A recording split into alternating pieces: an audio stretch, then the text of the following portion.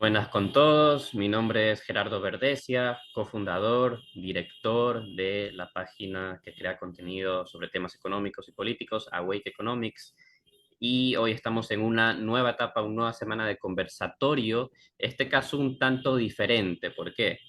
Porque el tema que vamos a tratar es la presentación de un libro y la concepción de la economía del autor del libro, que como invitado tenemos a José Luis Luna. Él es licenciado en Empresas y Negocios, egresado de Derecho.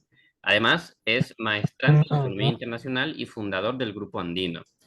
Independiente que apoya y fomenta los proyectos independientes y divulgador del liberalismo económico y fiel creyente de que la educación bien enfocada es el medio hacia un futuro próspero y productivo. José Luis, bienvenido, ¿cómo te encuentras? ¿Cómo estás, Gerardo? Muchas gracias por la invitación. Muy contento de poder compartir este espacio, igual con toda tu audiencia. Yo muy feliz que se divulgue un poquito más del trabajo que hago y sobre todo mi última obra, La verdadera economía, que está siendo bastante bien aceptada por la sociedad ecuatoriana. Exactamente, ese es nuestro objetivo principal de hoy, hablar de tu libro, La verdadera economía, que ha sido recientemente publicado. Y precisamente para eso, lo primero que me gustaría preguntarte es que nos expliques cuál es tu concepción de la economía, o sea, cuál es tu perspectiva. Ya en la presentación ya he dicho que defiendes el liberalismo económico, pero profundicemos un poco más sobre para ti qué es economía, cómo la concibes, cómo la percibes, cómo la entiendes y en última instancia, ¿cómo refleja tu libro tu visión sobre la economía? ¿Qué aspectos toca? Bien, a mi juicio y el concepto general que yo manejo es la definición de Mises sobre que la economía es la ciencia de la acción humana con respecto a recursos limitados. Y es lo que yo explico en mi libro. Le intento ver primero que la economía es un todo, no son cuestiones aisladas, y hay ejemplos muy actuales como cuando se exige que se suba el salario mínimo, pero yo le explico ahí a la gente que la economía involucra también otras cosas. Por ejemplo, si se subiera el salario mínimo, ah, ajeno a una realidad productiva, se suben los costos y ese supuesto incremento se ve opacado por la elevación de los precios que involucra el costo de mano de obra. Entonces, eso es imaginar la economía como un todo. No es una ciencia aislada donde todo se mantiene constante como les gusta a los keynesianos, ¿no? Sino que no, las cosas no son así. Si afectas una variable, pues hay consecuencias. Y por ahí es que la economía se parece y involucra mucho a la sociología. O sea, el trabajo de Mises es fundamental aquí para entender la economía como una ciencia de la acción humana. Entonces, con respecto a la percepción que tienes de la economía, digamos que no la limitarías a un estudio puramente cuantitativo, sino que, digamos que defiendes o dices que es importante también el estudio de otras ramas del conocimiento. Yo pienso que la economía es una ciencia, podría ser cuantitativamente útil en algunos aspectos que no involucren el orden de la sociedad, porque cuando se empieza a trabajar con la sociedad, es decir, con individuos, pierde todo ese valor supuestamente objetivo. Entonces, cuando queremos reducir la realidad a índices, ¿no? Índices macroeconómicos, estamos haciendo una abstracción, un reduccionismo fatal y brutal que hay que combatir, ¿no? ¿Y por qué? Porque eso involucra que se dé paso al determinismo científico y al ultrapositivismo, que ya es un vicio desde el derecho, desde la psicología y ahora con la inteligencia artificial, posiblemente quieran hacer eso con la economía. Pero para eso estamos los economistas liberales que pensamos que la economía, junto con un estudio de la psicología, de la sociología, se puede, incluso el derecho se puede mejorar, se puede perfeccionar, siendo útil no en números, porque la economía no son cifras, sino principios, principios económicos. Entonces, ¿qué le dirías tú, por ejemplo, a las personas que dicen, se escucha normalmente defender que la economía es una pseudociencia, tratando de decir que, bueno, no se la puede tomar en serio precisamente porque se complica medirla y sacar conclusiones cuantitativamente objetivas? O sea, ¿qué respuesta tú podrías dar a ese argumento? Lo que pasa es que aquí se confunden aspectos en microeconomía y macroeconomía. Por ejemplo, la economía puede ser muy útil en procesos meramente administrativos de tipo trabajador-productividad, por ejemplo. Entonces, ahí sí se maneja, pero fíjate que son aspectos muy particulares de la ciencia, que involucran leyes matemáticas y que definitivamente es objetivo. Pero cuando tú quieres tratar o postulas un axioma como es el racionalismo limitado, por ejemplo, o el racionalismo incluso el de Mises, ya reduces un poco el esquema de pensamiento de los seres humanos y le haces parecer un mero objeto, ¿no? Que siempre elige lo mismo y es válido, pero si aplicamos esa lógica, podemos criticar la mayoría de ciencias menos las que no son físicas, como la matemática, que sería la única ciencia exacta, pero justamente por eso, porque no pertenece a la realidad, sino que fue creada por el hombre.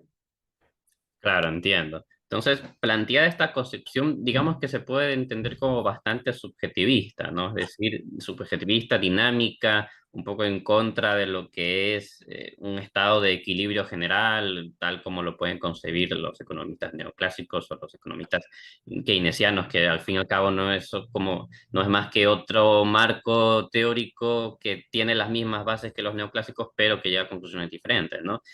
Claro, al fin y al cabo es una maquinaria teórica que sirve en algunos casos, pero tenemos que aceptar que el cambio es inminente. Tal vez los neoclásicos hicieron su aporte y está muy bien. Ahora nos toca a los que estamos estudiando la economía ver la realidad y ver si esos principios no son caducos ya.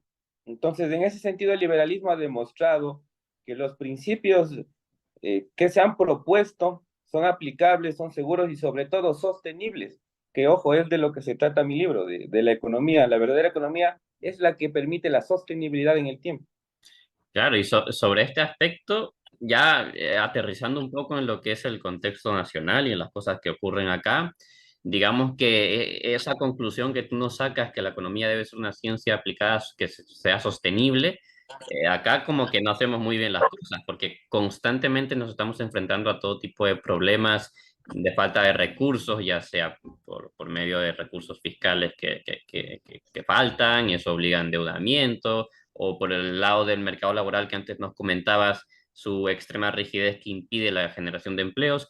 ¿Cómo nos podría ayudar el libro que tú publicaste a la comprensión ya aplicada a este tipo de problemas puntuales que tenemos? Por ejemplo, falta de productividad en Ecuador, falta de apertura comercial, mercados laborales rígidos, un Estado permanentemente quebrado. Bueno, en mi libro, La verdadera economía, más o menos te cuento la estructura así superficialmente. Primero manejamos un capítulo que se llama La economía como un todo, donde intento explicarle a la gente que la economía no es una cuestión aislada, no es una cuestión de expertos, no hay que ser un erudito de las matemáticas para poder entender los principios económicos.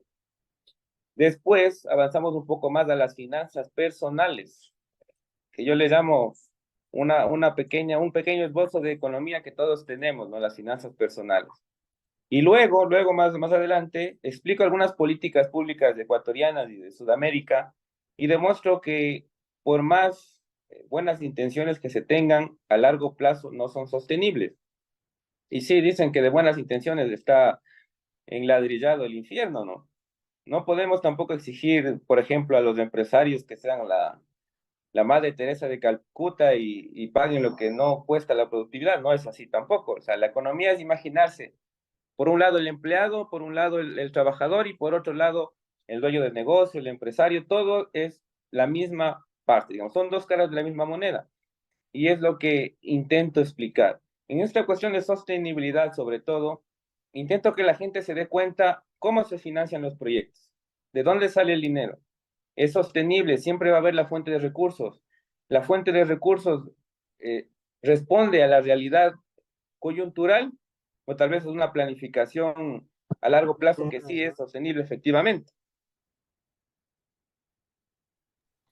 Entiendo, y sobre esto he visto también que recientemente has dado una entrevista hablando del contexto, digamos que nacional, político, económico actual y para el próximo año y medio, porque en el momento en el que estamos haciendo esta grabación, en Ecuador estamos viendo un cambio de gobierno, que más que cambio de gobierno es como que un relevo de un periodo que no ha sido concluido, etcétera, etcétera. Entonces, también me parece muy interesante y quería tomarme el tiempo de preguntarte bajo, como te digo, la propia visión de la economía que tú tienes, ¿qué podríamos esperar sobre la resolución de este tipo de problemas que podríamos tacharlos de estructurales o necesarios que tengan que tener reformas profundas a un periodo tan corto y digamos que rápido que vamos a tener ahorita de nuevo gobierno? Bueno, yo apuesto mucho por la economía liberal y también defiendo que los liberales, los economistas liberales al menos somos imaginativos, creativos. O sea, no es el típico estereotipo que sale el economista liberal y dice hay que quitar subsidios, hay que privatizar la salud, hay que privatizar la educación, hay que privatizar las discotecas. No, no es así. O sea, hay que inventarse, hay que imaginarse medidas que puedan responder tanto a la economía como tal y tanto a la realidad ecuatoriana. Y yo he dado muchos ejemplos. Uno que justamente en la charla ayer, por ahí estábamos charlando, es sobre los subsidios o tal vez pequeñas secciones a las empresas que brinden trabajo a la localidad, por ejemplo. Entonces, esos son tipos de subsidios enfocados que se pueden dar. Y pasa también en la Argentina, está pasando y están analizando que no es rentable privatizar algunos sectores como la salud, cuando, que representa el 4%, cuando en otros sectores como en obra pública y en administración en general, se pierde más o menos del 8 al 12 del PIB. Entonces, ¿qué es más rentable? ¿Qué es más popular en el sentido social? Que se elimine bien la salud, que es 4 puntos, o bien el sistema burocrático caduco y nada eficiente de Argentina. Entonces, eso hay que analizar y yo creo que por ahí tenemos que ir los liberales. No ir a las típicas soluciones de privatización, de quitar los subsidios, esas cosas, porque, a ver, tenemos que aceptar que eso asusta a la gente. O sea, la gente lo primero que oye eso y se espanta y no, no, gracias. Tenemos que demostrar que más que todo somos ecuatorianos, somos humanos y buscamos una armonía entre lo económicamente correcto y también contestar a las necesidades sociales. Claro, si no, al fin y al cabo puede ir pasando lo que ha ido pasando históricamente, que es un rechazo ya firme de entrada a todo lo que pueda sonar por esa vía o que esté relacionado. Es como que ya se mete todo en un mismo saco y, y se coloca, digamos, que una posición Y, completamente y, es, y, separada. es, y es un error porque muchos liberales explican el problema y explican una solución, pero no la explican completa. O sea, vamos a quitarla tal vez del sistema de educación pública, pero vamos a implementar un sistema de voucher, por ejemplo. Entonces, aquí en Ecuador al menos la explicación siempre queda a la mitad y la maldad de los medios también siempre sacan solo la mitad. Pero tenemos que hacer énfasis en acostumbrarnos a, después de describir el problema, citar la solución que tenemos. Con eso la gente ya no se queda solo con la educación privatizada y lo demás ya nada. Entiendo. Y ahorita para pasar a otro tema que es muy interesante y personalmente para mí de forma extendida. ¿Por qué? Porque yo ahorita soy estudiante de economía. De hecho, estoy a punto de terminar, estoy realizando la tesis. Si todo va bien, la estaría sustentando en febrero, marzo, entonces ya estaría egresando, sería economista formal del Ecuador, ¿no? Y entre las distintas labores que un economista puede hacer o un estudiante de economía, pues puede estar la investigación, puede estar la redacción de un libro, etcétera. Y dentro de eso, una de mis prioridades o gustos principales, o objetivos a los que yo querría llegar, precisamente es escribir y publicar un libro. Por lo tanto, para mí es muy nutritivo personalmente y profesionalmente que ahorita nos pases a contar un poco cuál fue tu experiencia global a la hora de educarte de las habilidades necesarias como para poder realizar una investigación de esa envergadura, saber transmitirlo, saber expresarse bien de forma escrita, todo el tema publicarlo? ¿Cómo se hace? ¿Cuál es el proceso? ¿Cómo lo has vivido tú de forma integral? Eh, Primero te felicito, Gerardo, de esa aspiración tan buena que tienes, porque en Ecuador la verdad que nos falta muchos liberales de verdad que le den valor a la academia, porque ahora se ha viralizado mucho la gente que ve por ahí dos videos, tal vez de Milei o de algo, y ya es liberal. Entonces, tampoco es así. Y no está mal, ¿no? Porque por ahí se empieza. Pero si nos vamos ya a meter en una filosofía, conozcámosla bien. Al menos yo soy una persona que le gusta leer mucho, mucho, y escribir también. Pero cuando yo empecé ya el proyecto de hacer el libro, pensé que yo ya había leído mucho y mentira, porque para escribir ese libro me tocó leer siquiera unos 50 libros más. Cada vez, cada párrafo que le iba planteando me aparecían interrogantes y tenía que buscar un libro y me pasaba una semana, eso sí, una semana leyendo que ya se acaba un libro tranquilamente, un extenso me refiero, porque los otros en un fin de semana ya te puedes leer. Entonces ahí va, y representa mucho estudio. Yo no pensé que era tanto así, pero cuando se empiezan las cosas se tienen que acabar y por ahí más o menos un proyecto de unos 3 años que estuvimos ahí entre pausas, por ahí, falta no inspiración, pero sí es como que el cerebro mismo te pide un poco de tiempo. Bueno, después de este proyecto, conversando con la gente, viendo cuáles son las dudas más preocupantes, más imperativas sobre la economía, qué se puede tratar, qué no, se empieza una investigación de tipo documental, primero, sobre los problemas económicos que quieres tratar en el Ecuador, por ejemplo, qué ha pasado, qué solución se ha dado, si ha funcionado, eso es lo más importante, al menos en cuestiones económicas, y yo manejo mucho en mi libro. A ver, en el gobierno de tal, de 10 años, se planteó una propuesta para mantener los dólares en el país, el ISD. Veamos qué dicen los datos. Ha funcionado en este periodo, este impuesto ha resultado que ha incrementado su recaudación. Entonces, primero, no ha cumplido su fin, que era tener los dólares en el país. Segundo, se ha convertido en más que una medida monetaria, en una medida recaudativa. Entonces, de ese modo, vamos como que diciéndole a la gente, mira, aquí están los datos, esto no es verdad y esto es lo correcto. No dando solo opiniones, porque opiniones puede dar cualquier persona. Después que uno ya delimita el trabajo que quiere hacer, qué va a utilizar, qué datos va a utilizar, y se ha cerciorado de que tiene la base de datos, dónde investigar, qué lugar investigar, o tiene la biblioteca en mi caso, y tú igual creo que tienes ahí una biblioteca buenísima, más fácil, más grande que la mía incluso. Se pueden hacer trabajos muy interesantes, y eso sí, adaptados a la realidad, porque hacer trabajos ya esa es la perspectiva que yo tengo, o sea, hacer trabajos para economistas que ya saben bien la economía, tal vez lo haga más adelante, pero ahorita lo que me interesa es que la gente comparta esa chispa de economía liberal, de principios liberales, que se entere al menos lo elemental de economía, que sea un ciudadano medianamente informado. Entonces, por ahí va de dónde nace este proyecto de mi libro. Después ya buscando editoriales, por ejemplo, aquí en el Puyo tenemos un grupo reducido, claro, de personas del Puyo Pastaza, que se dedica justamente a la investigación y por ahí ya sabes que las personas que estamos en el medio investigativo, como quiera, se conocen y se hacen buenas amistades y por ahí se gestionó la impresión. Después se organiza el lanzamiento y todas estas cuestiones, pero yo creo que lo más difícil de todo es empezar, o sea, empezar a desglosar los temas, qué temas se quiere tratar, de dónde vas a sacar la información.